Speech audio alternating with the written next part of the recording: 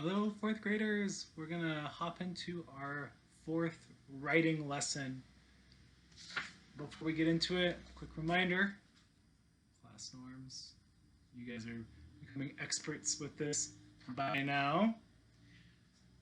And what we're gonna do today is, before we jump into it, you are gonna need the writing that you did earlier this week. That was the writing that you did as part of our third lesson, which was all about being very specific when we're adding details and doing our writing. So hopefully at this point you should now have a second piece of writing that is all finished and you're feeling good about it.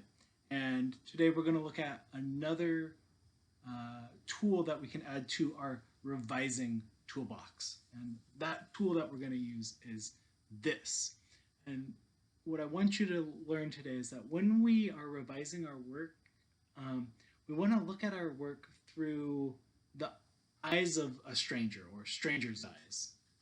And what I mean by that is you all are writing about topics that you are experts on, that you already know quite a bit about. But your readers don't have the same understanding or the same knowledge about your writing or about the topic that you're writing about than you do. So, like, for example, let's say I am writing a piece about drums and I'm writing about the techniques that drummers use when they're playing.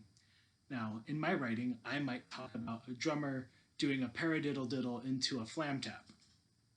Now, for me, as a drummer, what I just said makes sense. I know what a paradiddle diddle is, and I know what a flam tap is. Those are different techniques that drummers use while they're playing. But unless you're a drummer, you have no idea what I just said. It just probably sounds like a bunch of gibberish to you. So, when we're going through and revising and looking at our work again, we need to think about what are the things that we know because we are already experts, and what are the things that we need to explain for our readers. So, as you're revising this second piece of writing, the first thing I want you to do is to look through with those eyes, pretending that you are somebody who doesn't know a lot about this topic already. You need to make sure that your writing makes sense for somebody who is not an expert on your topic. Second thing that might be handy for you when you're doing your revisions this week is in your learning packet, you all got a piece of paper that looks like this.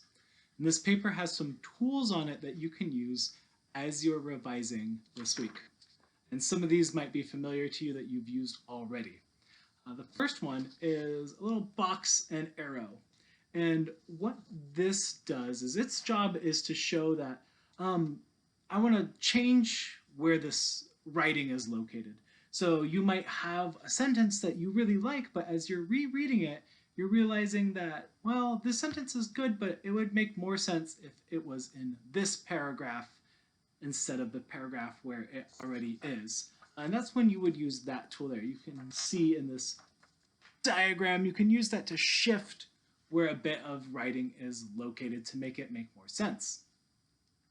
The next tool that you can use is a little curly. A lot of you might already do something similar where you cross out words or phrases that you don't like. You can also use a curly as an indicator that you need to get rid of that piece of writing, whether it's a word or a couple words or a full sentence or sometimes even a whole couple sentences. The last thing that you can use as you're revising to add to your toolbox is this little caret. And what that caret means is you want to add in a word or a phrase that you missed the first time you were going around. The example here is really good. It says, "The best fireworks make giant flowers in the sky." And then as this person was going through and editing their work, they realized they wanted to add a word into that. So they changed it to, "The best fireworks make giant," and then caret, "colorful flowers in the sky." So now that sentence has the word colorful in it, giving some more description, which makes the writing clearer for the reader. That's it for your revision work for this week. Once you finish, make sure you take a picture of the writing that you've been doing, and you can send it to me or Mrs. Schaefer. I'm really looking forward to reading what you are all experts about. I've been getting some of your writing already, and it's really fun to see what you all are excited to write about, and I can't wait to keep reading what you all are excited about. Thanks, fourth graders. We'll see you next time.